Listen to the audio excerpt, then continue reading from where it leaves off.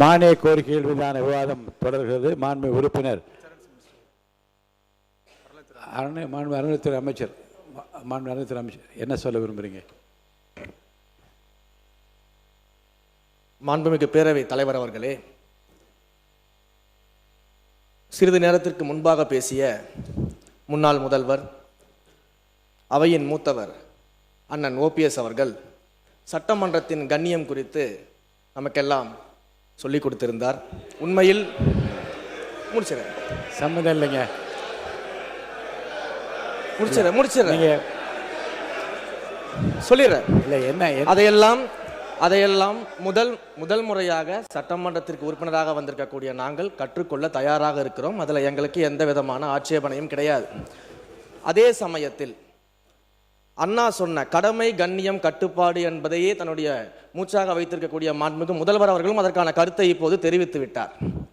அண்ணன் அவர்களுக்கு சட்டமன்றத்தின் முதல் முறை உறுப்பினராக இருக்கக்கூடிய நான் ஒரு சிறிய வேண்டுகோளையும் வைத்துக் கொள்கிறேன். இந்த நேரத்தில் எப்படி கண்ணியம் குறித்து அண்ணன் எங்களுக்கு எல்லாருக்கும் சொன்னாரோ, அதே போல தங்கள் கட்சியினுடைய மாண்புமிகு எதிர்க்கட்சி தலைவருக்கும் சிறிதளவு அதை நீங்கள் சொல்லிக் கொடுக்க வேண்டும் அப்படின்னு நான் கேட்டேன். உறுப்பினர் ஏன் அப்படின்னா என்ன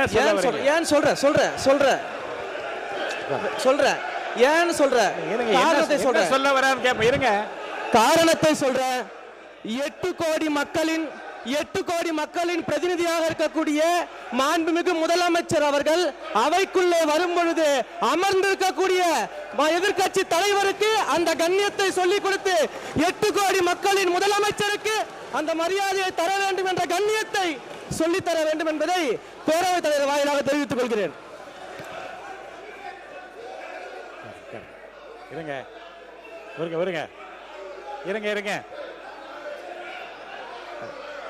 உட்காருங்க. நீங்க இருங்க, வாங்க. யாராவது ஒருத்தர் பேசுங்க. நீங்க பேசுங்களா? அவர் யாராவது ஒருத்தர் உட்காருங்க. யாராவது ஒருத்தர் இல்ல எல்லாரும் நீங்க இவருங்க. எல்லாரும் நீங்க பேசுறதா இருந்தா வெளியில போய் பேசலாம். இங்க இருக்கவங்க யாராவது ஒருத்தர் பேசுங்க. யாராவது ஒருத்தர் இருங்க. ஒருத்தர் பேசுங்க. ஒருத்தர் உட்காருங்க. இருங்க. அவர் சொன்ன இருங்க. நீங்கள் அனைவரும் இருங்க. அவர் பேசுவதற்கு முன்பாகவே இருங்க பேசுறது. அவர் பேசுவதற்கு முன்பாக எல்லோரும் எழுந்து நின்று நீங்கள் எதை பற்றி பேசப் போகின்றார் என்ன என்று தெரியாமல் குரல் கொடுத்து கொண்டே இருந்தீர்கள். அவர் என்ன பேசினார் என்பதை உள்வாங்கியிருந்தால் அது குறித்து நீங்கள் தாராளமாக பதில் சொல்லலாம். அவர் சொன்னது நீங்கள் புரிஞ்சுக்கிட்டீங்களே. அவையின் கண்ணியத்தை பற்றி அவர் சொல்லி நாங்கள் ஏற்றுக்கொள்கிறோம். அதன்படி நடக்கவும் தயாராக இருக்கிறோம். இருங்க சார், இருங்க. அவர் சொன்ன கருத்தை புரிஞ்சுக்கோங்க. மாண்புமிகு முதலமைச்சர் வருகிற போது எல்லோரும் எழுந்து நின்று வணக்கம் தெரிவிக்கிறோம். எதிர்க்கட்சி தலைவர் உட்கார்ந்தே இருக்கிறாரே என்று அந்த கணிதத்தை அவர் சொல்றார். தப்பா ரைட்டா? அது சொல்லுங்க. அதுக்கு பதில் சொல்லுங்கன்றேன். சொல்லுங்க. இருங்க. அதுக்கு பதில் நீங்க பதில் சொல்லுங்க. உங்களுக்கு பதில் சொல்ல அனுமதி அளிக்கிறேன். உறுப்பினர் நேரு அவர்கள். உறுப்பினர் நேரு, நீங்க சொல்லுங்க. தலைவர் அவர்களே, அதுதான் அவர் கேட்டார். உட்காருங்க. அதுதாங்க அவர் கேட்கிறார். உட்காருங்க. உறுப்பினர் நேரு அவர்கள். மாண்புமிகு பேரவைத் தலைவர் அவர்களே, மாண்புமிகு பேரவைத் தலைவர் அவர்களே, மாண்புமிகு முதலமைச்சர் அவர்கள் மிக சிறப்பாக அதை கையாண்டார். நாங்கள் அதில் மகிழ்ச்சி.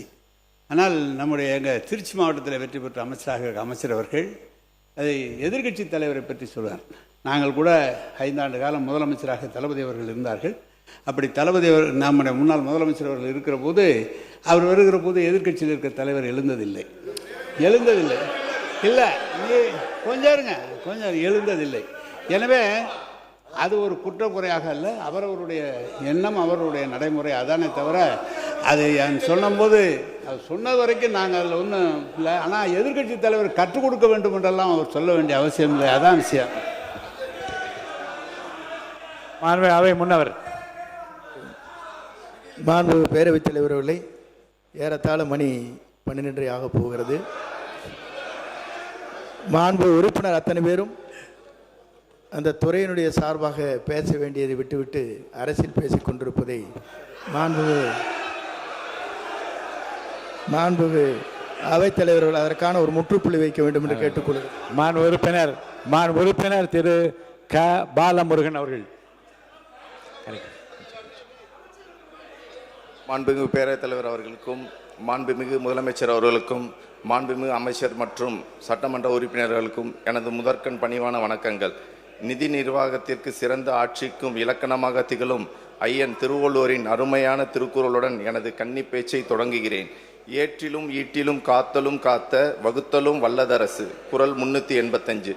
மக்களாட்சியின் மாண்பை போற்றும் இந்த அவையில் எனக்கு அம்பத்தூர் தொகுதியில் பெரும் வாரியான வாக்கு வித்தியாசத்தில் வெற்றி பெற வைத்த அம்பத்தூர் தொகுதி மக்களுக்கும் என் மனமார்ந்த நன்றிகள் மற்றும் எனது கருத்துக்களை பதிவு செய்ய வாய்ப்பளித்த மாண்புமிகு பேரவைத் தலைவர் அவர்களுக்கும் மாண்புமிகு முதலமைச்சர் அவர்களுக்கும் என் மனமார்ந்த நன்றிகள்.